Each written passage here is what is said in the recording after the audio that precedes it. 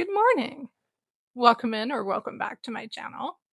Recently, I posted a shorts and it was some crochet things to throw away, is the words that I used. And y'all had a lot of opinions about that. Um, Mainly that, you should donate or give away. Very, very valid. Totally agree with y'all. But it got me thinking. Maybe we should do a series about more sustainable crafting, especially in the crochet realm, because I don't see a lot of people talking about it. I see quite a few videos of people talking about things to buy, not to buy, and I have a slightly different perspective on things not to buy.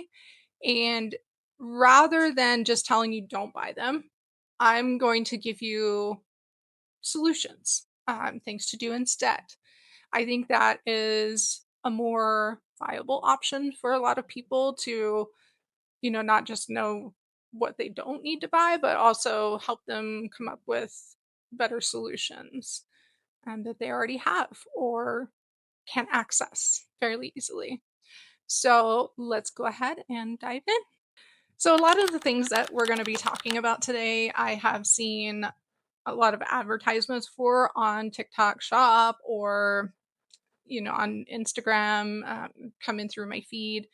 And the reason that I want to talk about them is because I know that they are not viable options for me and that I personally wouldn't spend my money on them. I am in no way telling you how to spend your money. I am in no way wanting to bring any hate to the creators that are posting these ads because get your bag, totally get that.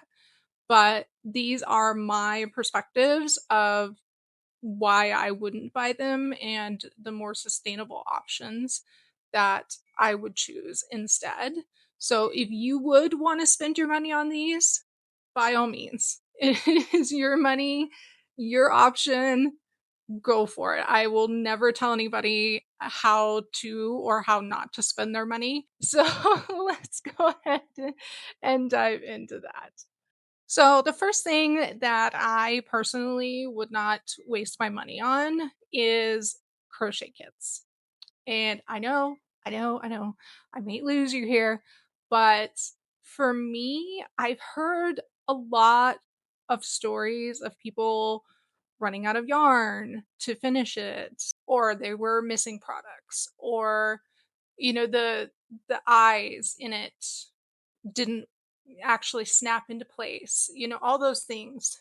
And for me, I think rather than spending the money on those kits, you can go on YouTube, find free tutorials, see what products that you'll need, and then go and purchase those individually. Because not only will you then assure that you will have enough to finish the project, but you will also then have those items for future products for more items. The second item that I personally would not spend money on is blocking boards. And I know I'm going to catch some heat for this one, but hear me out. So, a lot of the blocking boards that I'm seeing are essentially just small pegboards and the little posts that go in them.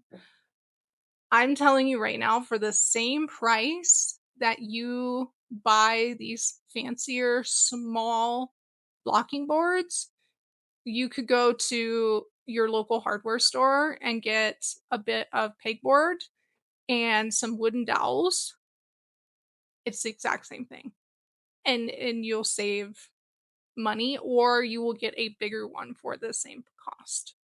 So I truly think that instead of investing in a blocking board, looking up DIY ways to do blocking boards, I just really think that blocking boards are way overpriced for what they are.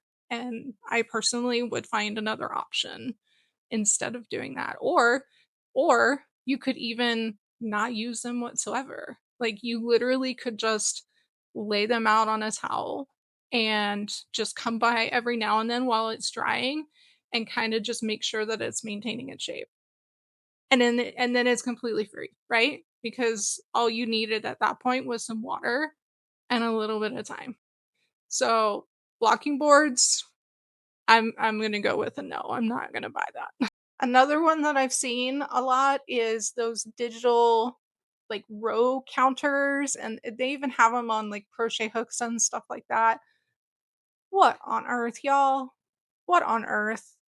Like, we have sustained life for how long without a row counter that we have to sit there and click? Like, that to me is just such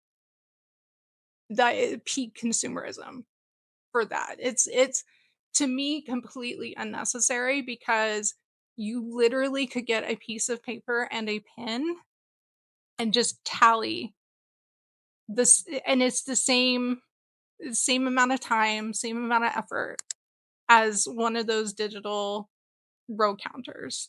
Just makes 0 sense to me whatsoever.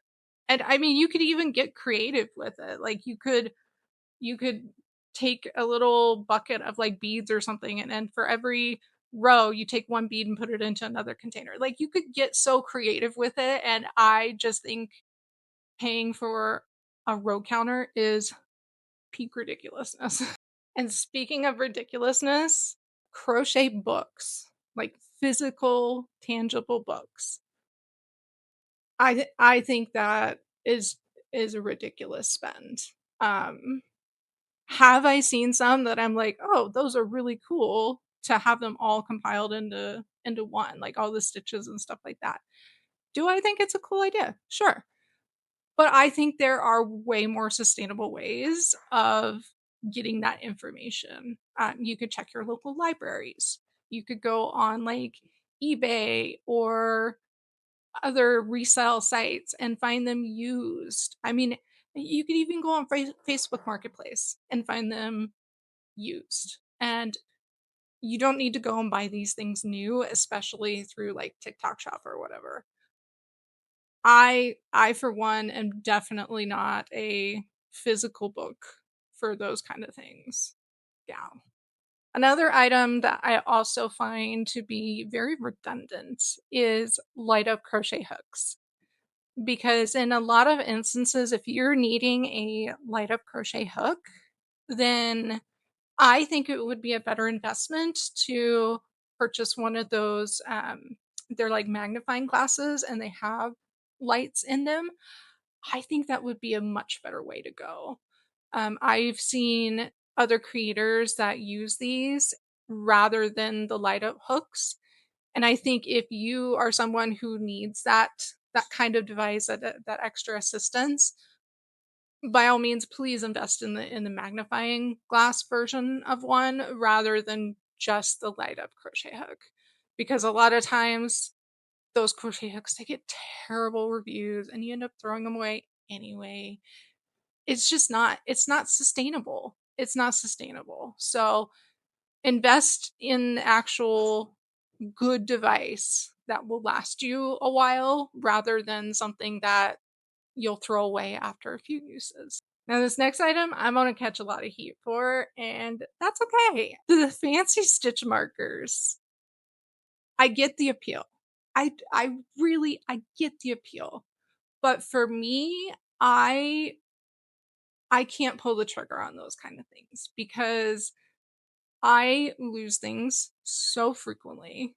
And I also have 4 cats. So, I mean, they will take it, they will figure a way to get it off my project, and they'll take it somewhere, and I will never find it again. Or I'll find it, like, 5 years later, like, behind a cabinet that we're moving when we're moving out. I would much rather put my funds towards, like, a small box of ones, and you can get ones that lock, you can get ones that just slide in and out, whatever your accessibility needs are.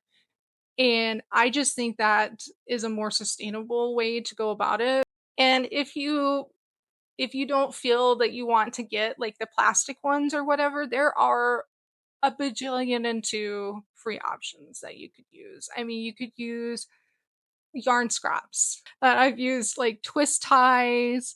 I've used a whole bunch of just random things that, I'm out somewhere and I need to market and I don't have one, and I will just grab whatever. I've used a pin cap before. I mean, it's there are tons and tons of creative ways that you can think of that would be either free or more sustainable to use. And then lastly, the final thing that I want to touch on is the fancy tote bags that I have seen floating around. And they've got a spot for every single crochet hook, and they've got, this yarn spinner thing on the inside, or all these fancy gadgets and gizmos and whatnot. The beautiful, wonderful thing about crochet is that you literally need one hook and a skein of yarn. And I do not see the purpose of walking around and carrying around this bulky tote bag that has like a bajillion and two things that you don't need in the moment. Like if you're taking your crochet on the go, like you already have started a project more than likely, you already know the hook size you're gonna need. If you need a couple stitch markers, you just take in a little bag or something, just toss it in. I don't get the appeal of these big fancy tote bags. I really, really don't. I actually have this is the bag that I use when I take my projects on the go. It is literally a reusable grocery bag that I picked up at Joann when they were going out of business. I think I got it for like 50 cents.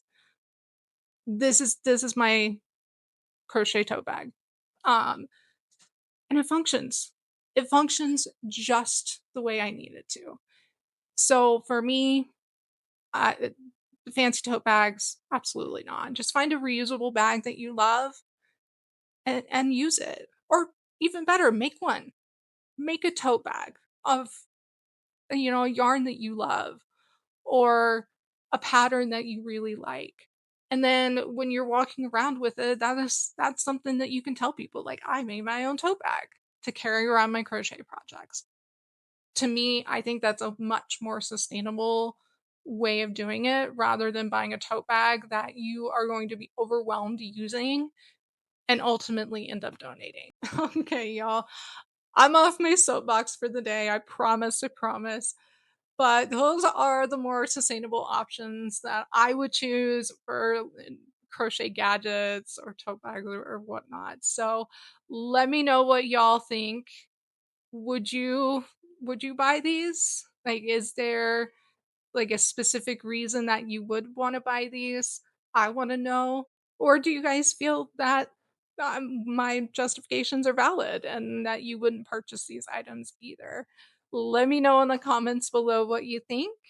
And next week, I am going to be working on the dreaded whips that I have been putting off because I really want to do a drop in August. I meant to do it this month, and we had the emergency sewer line repair come up, so that obviously did not happen. But I'm going to be working on those this week. And so next week is going to be a vlog about me finishing those. You can see one of them finished up here that I have on display. I'm so proud of her. So if you want to see me complete those whips, go ahead and hit that subscribe button. If you did like this video, go ahead and hit that like button for me. It really, truly helps my channel out. Also, huge shout out. We have hit 100 subscribers. Wow. Like, I saw that and I went squealing to my husband. I'm like, oh my God, look what happened. Never in a million years did I think that you guys would enjoy hanging out with me. So, thank you guys so, so, so, so, so much. Like, you have no idea how much it means to me that you guys are here and joining our little community. My heart is so, so full. So thank you all for being here. And I truly, truly wish you all the best. Talk to you guys next week. Bye.